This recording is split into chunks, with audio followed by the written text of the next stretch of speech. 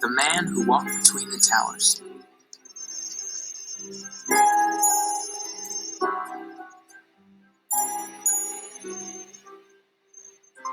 Once there were two towers side by side.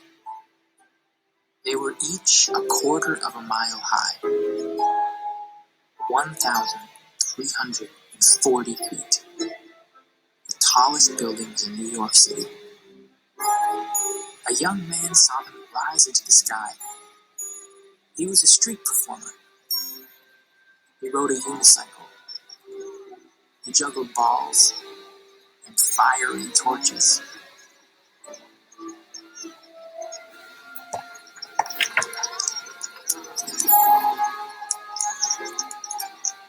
But most of all, he loved to walk and dance on a rope he tied between two trees.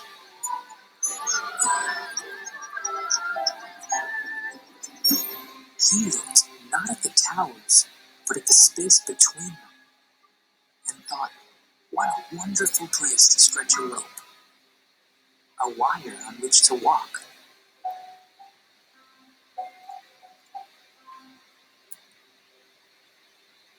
Once the idea came to him, he knew he had to do it.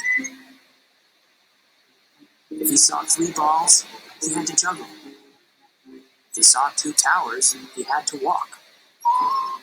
That's how he was. Hadn't he danced on a wire between the steeples of Notre Dame Cathedral above his amazed home city, Paris?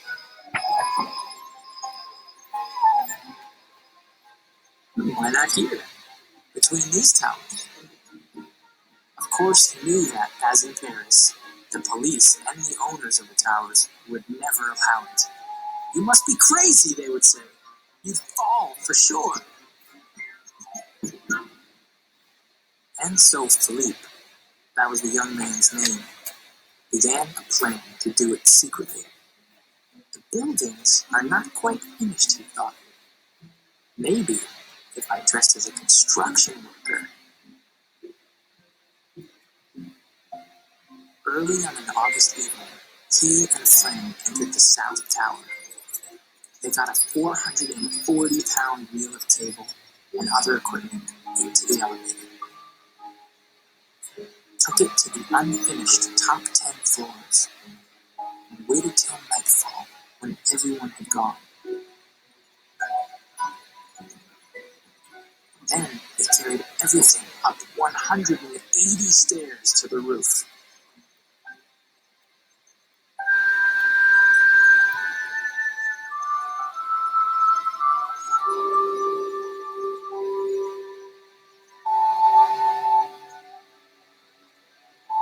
At midnight, on the other tower's roof, 2 more friends tied a thin, strong line to an arrow, shot it across to Philippe, 140 feet away. It missed and landed on a ledge 15 feet below the roof.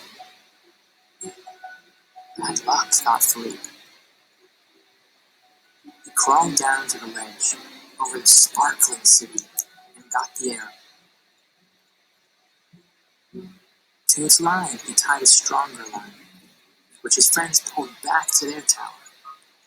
To his end of the stronger line, Philippe tied the cable on which he would walk. It was 7/8 of an inch thick. His friends pulled the cable over to their tower, but it was so heavy that it slipped from Philippe's grip.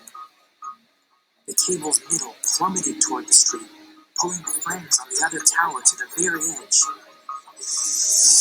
Philippe, just in time, secured his end. It took 3 hours to pull the cable back up. Frantically, as the stars faded, they tightened it between the towers.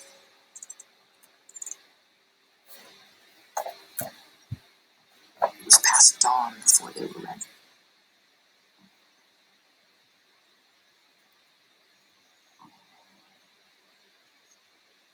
Philippe put on his black shirt and tights. He picked up his 28-foot balancing pole.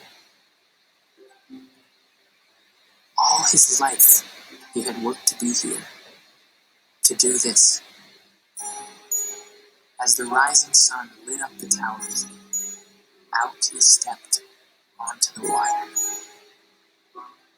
Out to the very middle he walked, as if he were walking on the air itself. Many winds whirled up from between the towers, and he swayed with them. He could feel the towers breathing. He was not afraid. He felt alone and happy and absolutely free.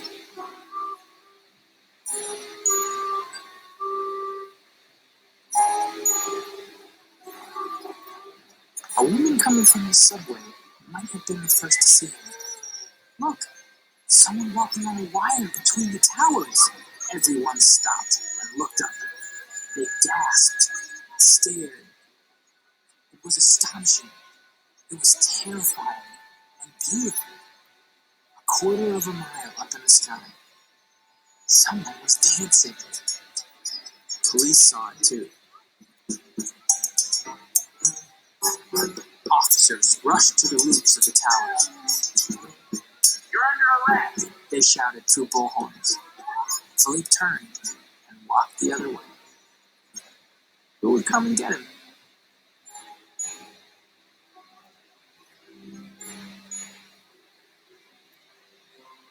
For almost an hour, back and forth, he walked, danced, ran, and knelt in a salute upon the wire.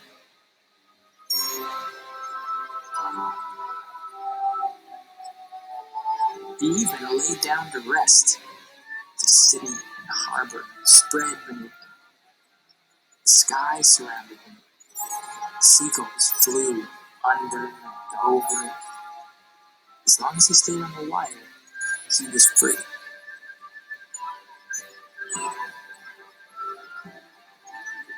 When he felt completely satisfied, he walked back to the roof and held out his wrists for the handcuffs. They brought him to court.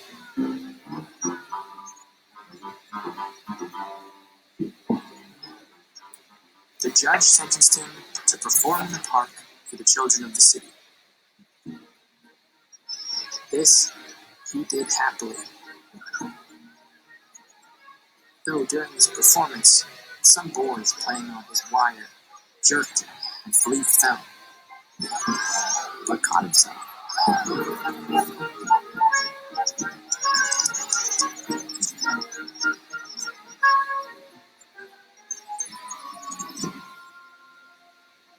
Now the towers are gone, but in memory, as if imprinted on the sky, the towers are still there.